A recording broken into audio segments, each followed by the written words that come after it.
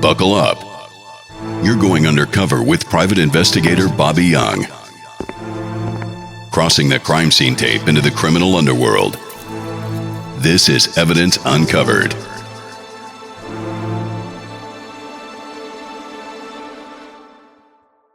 We used to think that eyewitness identification was infallible, right? And we also used to think the world is flat. But as we've gathered more information, science has evolved, we now realize that it's untenable to think the world is flat. By the same token, it's no longer tenable to think that eyewitness identification is infallible. Getting both of those people to testify was so huge. And then, at the hearing, I testified, Elizabeth and Cody, and then there was a retired sergeant that had some additional information as well. I believe it was in regards to a wallet, because this whole thing was set up that Adam robbed Malcolm. And it was kind of their whole theory was blown up when this sergeant came forward and said, I don't think it was a robbery because his wallet was there. Yeah. I didn't check inside to see if there was a bunch of $100 bills, but his wallet was there. So that kind of blew their theory up. So it was like all of these things falling in place. Of course, the fingerprint was big, the Gold Car Association, the two people that testified, the sergeant. So it's like all these things together, is what came ahead in 2019. And I'm just gonna read a good summary that is from the Exoneration Registry, and this will bring it all together. And again, you're not mentioned, I'm not mentioned, but that's okay. We're here today, here 8 years later, talking about this case and telling you the truth and how we got there and how we played a small part in it. And I'll tell you, obviously, there was huge success here. And I was attacked. I was attacked on social media, on Facebook, because, I put it on our page, Covert Results. We assisted and helping Adam Braseel go home and put this case behind him. And I had this lady, I don't remember her name, or else I would say it. If I can figure it out, we're going to post it. But I had this lady just saying, like, we took all the credit. I'm like, I don't know what you're talking about. Like, we are a part of a team. These attorneys, Alex and Zach, did an amazing job. They had all the angles and they had all the evidence, and then we assisted in putting some of that together and testifying. And then I don't remember the second hearing date. I think it was August of 2019, but there was something that we had going on and we did not get to go. And that was the date that he took an Alfred plea, and which we're going to talk about that quickly so you know what it is and know what it means. But he went home. Right. And this dude has been dealing with this on and off since 2006, and it's now 2019, and he's just ready to go home. There was a couple deals that were offered to him in court that same day on that second hearing. I think the district attorney's office finally realized, like, oh shit, our back's against the wall. Like, I don't think we're going to be able to win. And I'm very competitive. I think you know that. I like to win. Yes. Why are you laughing? No.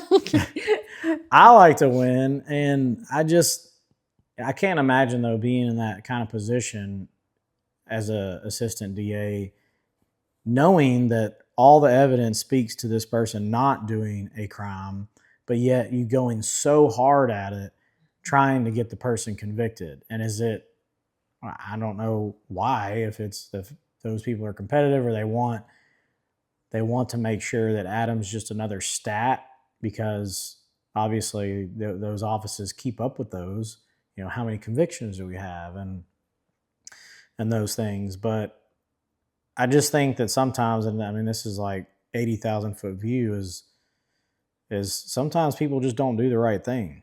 That's right. So I'm going to read this, and it's going to kind of bring it all together here. So in 2019, Little, who was Adam Braseel's attorney, had amended the petition for a writ of error coram nobis.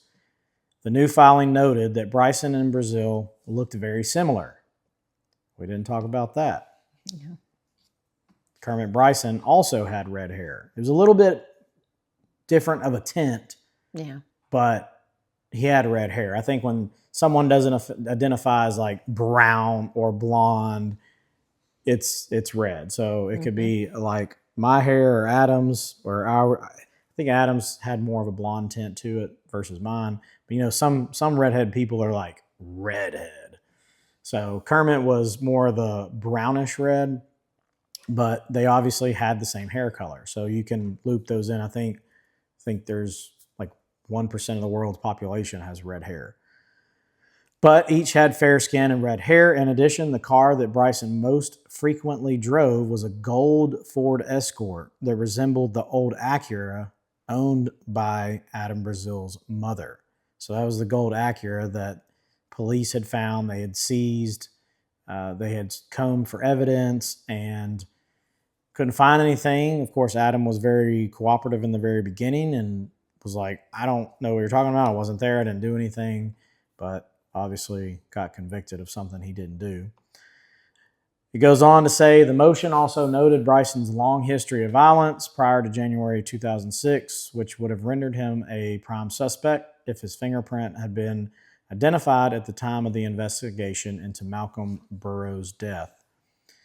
The state opposed the new position. Like I said, must be competitive. They're saying, well, hold on, there's a fingerprint here by a cop killer and somebody with terrible history, but we're going to discount that. We're not even going to look at that. So they said there's no way to know when Bryson touched Burrows' car.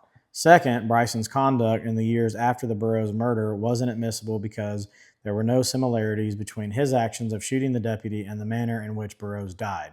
Yeah, because that makes a lot of sense. So because someone uses a gun to shoot someone, they couldn't possibly take a tire iron and beat someone over the head, right? Makes sense.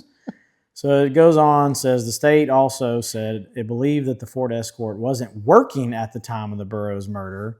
Where that came from, I have no idea. Yeah, first time any of that has been said. No one said that. And like the evidence that we uncovered, that Cody said it was working, it was fine, he was driving it all the time. So something that the district attorney's office thought we had something to combat that, and we had somebody, a real live person, not just guessing. So then finally the state said the eyewitness identifications were strong. Braden had not only picked Braseel from the photos, but he had also identified Brazeel's ball cap as being the one worn by the attacker.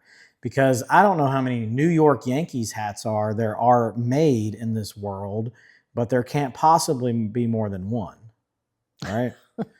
I don't know if it was a New York Yankees hat. I don't think it was, but Yeah, I'm just... some of this is still new information. Yeah, where yeah. they're coming up with it. So I wear a ball cap every single day, and it's probably why my hair is thinning and this job that we do. The first evidentiary hearing on the motion was June 26, 2019. By then, Alex Little and his team had collected additional evidence that pointed towards Kermit Bryson as the real killer. At the hearing, a woman named Elizabeth Rector, that we garnered by way of sheriff and us talking to her. I think we'll credit Janine for making sure that she took the stand and testified. yeah. And Elizabeth testified that Bryson had told her that he killed Burrows. A man named Cody Crisp, who knows where he came from? Where'd he come from? Yeah, that's another one of ours. Evidence uncovered. That's where he came from. So a man named Cody Crisp testified that Bryson was driving the gold Escort around the time of the murder. Obviously important stuff. Now, I wasn't mentioned in here. I did testify. Like I said, there's one article. If you're questioning the credibility of our podcast here and statement, I am tagged online one time in a very small newspaper story. So you can see that we actually did work this case. So it goes on. Prosecutors pushed back. They said that Rector had only came forward after it was publicly known that Bryson's fingerprint was found on the Chrysler. So that was the car that Malcolm was found dead next to. So, I mean, who knows? Of course that could be a thing. It's very vague in a way. So at the second evidentiary hearing, which was August 2nd, 2019, which we were not available that day. And, I really wish that we were, but you can't go back in time and redo it. But we were not there for that hearing. But Rector's testimony was bolstered by the testimony of a man who had run the reentry program at the Grundy County Jail. I believe we talked to that guy. Yeah, we did talk to that guy. Yeah. He said that Rector had told him much of this information in May of 2018. So it was prior to finding the fingerprint. Right. Separately, Jeffrey Neuschatz, which we've heard this doctor quite a lot in our field of work, but he's an expert on eyewitness identification. So this doctor will come and testify based on his expert experience that people under pressure will give the wrong information, right? Right. So it's like if you've ever called 911 and your adrenaline is spiked and you're trying to report something, you actually may give false information. And that's proven through not only this doctor's experience and others, but it's a problem, like eyewitness identification. But that was a factor. The doctor talked about stress and limited exposure to the suspect. It made it more likely that Braden and Hill misidentified the man who attacked them. So they had their expert doctor talking about basically laying a foundation, how it's possible that people can misidentify someone. But prior to the second day of the hearing, prosecutors had offered Braseel 2 different deals, not 1, but 2, but he rejected those offers to plead to second-degree murder and be released after serving an additional 5 years. So then they sweetened the officer to manslaughter, and then he turned it down. Again, turned down the secondary deal. So, I think that speaks a lot to someone's character in the case overall, because if you're offered a deal where you could likely just go on and go home, you still are going to have this on your record that you killed somebody. And obviously Adam did not, so he turned that down as well. After a state's witness testified that fingerprints were fragile, undermining the theory that Bryson's print on the Chrysler could have been from an earlier encounter with Hill, prosecutors made a third offer, which Braseel accepted. He entered an Alford plea to aggravated assault on Hill, who was hit in the head with a tire iron, and this person now was deceased, I believe. Right. But this allowed his immediate release from prison. Under the Alford plea, defendants don't admit guilt, but acknowledge that the state has sufficient evidence to obtain a conviction. The other charges were dismissed, and he was released from prison that day. So there's all kind of media attention. There's pictures, and again, we were not there, but the courtroom just went berserk. It was packed to the max with all kind of people, all the supporters for Adam, and they just went crazy, happy, celebrating that he took that and then he could go home. So in the moment it sucks that you have to still admit to something you had no part of, but in his mind it was the right thing to do in the moment, and I'm sure his attorneys counseled him on that as well, where he could go home. And at the end of the day, that was the most important. So Alex is quoted in this article that I'm reading, and it says, "I think this is a case of imperfect justice. He doesn't admit guilt because he's not guilty. This way he can go home tonight." So very short and sweet. And, after this happened, there was still a process that went on where Adam was fighting for his freedom. And it says it right here: on June 24th, 2020, the Tennessee Board of Parole met and voted unanimously to recommend that Governor Lee pardon Braseel. So Lee issued a pardon of exoneration to Braseel on December 2nd, 2021. And then what came after that? Well, Adam filed a federal civil rights lawsuit against Grundy County and the law enforcement for wrongful conviction. So, I think that's probably all you can do. And I believe there's actually a threshold of an amount. So I don't know what an amount of money that you could put on 12 years in prison. So I know if it were me, I would probably want $12 million or $1 million for every year. It took a while. Like this case started in 2006. It was January 2006 when Malcolm Burrows was murdered. And it took all the way until December of 2021 when he's fully exonerated. So if you've ever heard that the justice wheels turn very slowly, I think this is proof in the pudding that they turn extra slow. And if there's a crime that has occurred and then an investigation happens and then you're convicted and you didn't do it, then there is a long process that can go on where you have to prove your innocence. You've also got to have good investigators. That's right. You've also got to have the right attorneys. And I mean, it's one of those things, like I say, when this case first started, I was apprehensive about, he's been here 12 years. I mean, he's tried and tried and tried. But, like you said in the beginning, his sisters were instrumental in continuing to keep, his case and his face, and I mean, literally spending everything they had in order to get get it brought back up and to get somebody to investigate it and to get the information that we got. And so I think we did play a big part in this. I mean, I'm not going to take all credit. I mean, even though all the information we had, I mean, the attorneys had to lay it out in court so that, the judge could see and understand.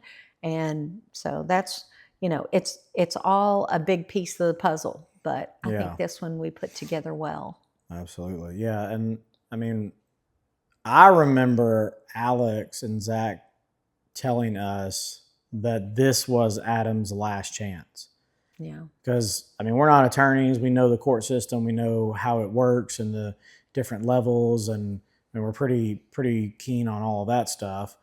But I don't specifically know how many chances somebody might get because, you get found guilty or you plead guilty and then you start appealing and then you have so many different appeals. But I remember Alex telling us this is his last shot. And, oh, thanks. That just, adds some pressure to us here. And, I think it's just a God thing that we just started the business. We were not that busy. Both of us were working on it together. I don't even think you were getting paid. Not that I didn't pay you. This isn't an EEOC interview here. No. This cannot be used for any evidence against me. You do not want to be paid. But, we did this because it was the right thing to do. And we were able to take this information and just do what we did in the past, but just look at it from a different perspective and just say, like, look, these are the facts. And what the facts say is that this guy, Adam Braseel, did not do it. Exactly. When people are victims of crimes, they're relying on police. Police are so busy, they'll reach out to private investigators like Covert Results, and we will take that and we will work it A to Z as if we are still police, and we are happy to present that in a court of law if we get that evidence. So feel free to rely on us if you feel your case is not being worked appropriately. You can contact Covert Results. Head to our website, covertresults.com. Give us a call, shoot us an email, and we'll be certain to help you out. How did the system fail? Like, why were they so desperate to convict this one person? I think the only problem with that is I don't think they wanted people. This is just my opinion, and I don't know if I want to throw that out there because, like I say, it's just my opinion. I don't think they wanted people to investigate too far into Malcolm's death because of, his dealings with, the fact that he was a drug dealer down there. And I think there were other crimes that he was committing that nobody was touching. Not the sheriff's department, not any of that. So I think that's where, in order to talk a lot about that, you're gonna, and I kind of alluded to, that in the beginning, small town, everybody knows everybody. And believe me, the sheriff's department knew, who they could touch and who they couldn't touch. And I think when this happened, probably the sheriff's department was like, thank goodness he's gone, But at the same time, because the lady that he was in business with, when she tried to go to the sheriff's department to, kind of get him, he just brazenly went over and killed all her horses. I mean, Arabian horses worth big bucks, and nothing ever happened, So I think he was a little bit untouchable, or maybe not untouchable, but I think he and the sheriff, as they say in the lingo land, he got touched. Yeah. But I think that is, but you're going to have to make those allegations, and I don't know if that would be real smart to do. Like I say, the only thing we can really say is that, he was a known drug dealer that nobody was messing with, and that's from the information we got from, the people that we interviewed. And it doesn't seem like anybody was sad about his death. So they really did not go any further in that. But, we really have no proof because, that wasn't what we were looking into. And then the sheriff himself, he retired and he went to like Cleveland, Tennessee or something. Well, I'm gonna read you a quote that the active sheriff at the time of the case in 2019. Right. So that was Sheriff Clint Schrum, and what he said. So Clint Schrum, the sheriff at the time in 2019, had replaced Sheriff Myers in 2014. Okay. And Sheriff Myers was the sheriff at the time that this murder happened. And this is a direct quote from the Grundy County Sheriff Clint Schrum back in 2020. He says, "I'm not a conspiracy theorist, but what I do think is this was some of the worst police work that I've ever seen in my life," end quote. And in an affidavit that accompanied one of Brazeel's petitions, that Sheriff Schrum had said that the department's case file on the murder was missing when he took office. It wasn't just the entire case file that disappeared, evidence from the scene. In all reality, I guess we're really lucky that someone captured that fingerprint, that you had a tech specialist that, took the time and got that print. And even though originally it was never run because it wasn't able to be run, technology in that case, the probably technology that Metro Nashville has all the time, was able to run that fingerprint then and then find out. And as it ends up here, it led to the person who actually claimed that he murdered him, so that helped a lot. It's no different than rape cases that are sitting on shelves that were never run because the people came in, they report that they were raped, they do a rape kit on it, and then they think about it the next day and go, I just want to go on with my life, But yet, thousands upon thousands end up sitting on a shelf and they're not tested. And, whoever raped them could be in the database. You're just never going to let the two match. So the fact that a file went missing from down there, I don't know how many people are going to go in and check that. Sounds like maybe the sheriff, the new sheriff has done a much better job. And a lot of times technology, helps with all of that. So it's kind of a double-edged sword. Either you can only do what you have the ability to test, and a lot of times it depends on the tech that you have. Did you get all the information? Did you see everything? Are you really looking? Or have you been told, sadly enough, officers in the field, deputies, sheriffs, they are told, look, we don't want to know about that. You're here to do this, and leave everything else alone. Back in the day when Metro Nashville had all of the gambling establishments, believe me, if you went in and raided or got nosy about, one of the, say, markets that were, that had the machines in the back, if you brought that up, you could be walking a beat. You could lose your days off in your car and stuff like that. So, things have evolved a lot, since then. But at that point in Grundy County, we really don't know. Yeah, my take on a case file missing, I don't know if that's a specific quote from Sheriff Shrum or if that's how the article was written.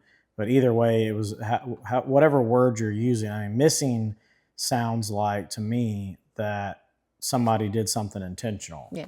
Like it's missing, like a missing person, where something happened to it intentionally. Plain devil's advocate, if the murder happened in 2006 and then Adam Braseel was convicted fairly quickly, then 7, 8 years, 10 years had went by.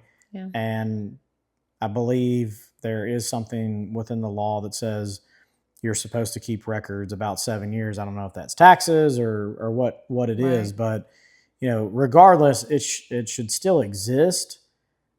There could be an explanation because of the time that went by that, well, all of our case files were burned or deleted or shredded or whatever. From an investigator standpoint, I would be asking, okay, well, this case originated in 2006. Can you show me any other case files from 2006 or 7 or 8? And if they are like, oh yeah, here you go. Here's all the other cases. Here's all the other murders we have. There's probably not that many murders in that whole county. So you would think that they would keep that information. But I would be asking those types of questions. And it makes you think, though, that, well, they're hiding something because, well, as the sheriff did say, that is the worst police work he's seen in his life. So, I think there's probably terrible police work. And once they got Adam, they said, that's it. We're good. We're done. We've shut our case. And that still happens even today. And it's 2026. People get arrested by the police. They close the case and they move on to the next. And that's not bad police work. That's just they're moving on to the next case because there's so many. Like in Nashville, Davidson County, for take auto theft, I think they have like 3,000 cases. How the heck do you investigate 3,000 cases a year? It's impossible. So you investigate the case, you close it by making an arrest. That's the police best case scenario. You make the arrest and then you present it in court 1, 2, 6 years down the road. You refer to your reports, and then it's just another case. So I would say that, if a case file is missing, I would ask a bunch of questions, but it does seem in this case that it was missing for a reason, and that's because, my opinion would be because the sheriff did not want people to realize that the shitty work was done.